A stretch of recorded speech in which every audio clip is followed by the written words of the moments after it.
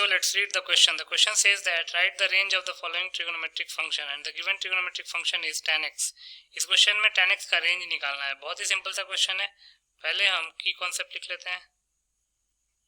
की कॉन्सेप्ट, किसी भी फंक्शन का रेंज कैसे निकालते हैं? Range of any function is the set of all possible output values of the function. Output values of the function.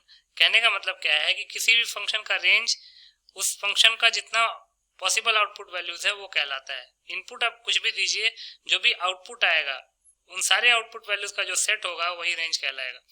अब ग्राफ से रेंज कैसे देखते हैं? उसके लिए ग्राफ बनाइए, फिर उसके बाद देखिए कि ग्राफ में जो ग्राफ है वो वाई एक्सिस पे कौन कौन सी वैल्यूज ले रहा है. एक्स एक्सिस इनपुट को डिनोट करता है और वाई एक्सिस आउटपुट को डिनोट करता है.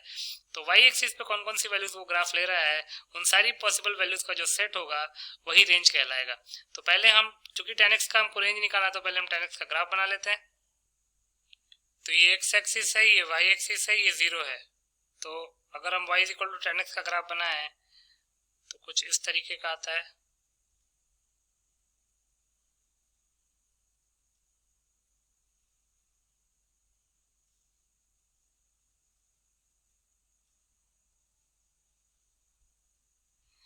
अब ये होता है π/2, ये होता है पाई, ये हो जाएगा 3π/2, ये हो जाएगा 2π.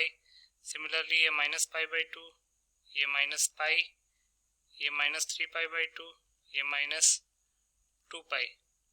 अब अगर आप ध्यान से देखेंगे, ये असिम्प्टोटिक लाइंस है. असिम्प्टोट वो लाइन होती है जो कि फंक्शन के ग्राफ को इनफाइनाइट पे कट करती है.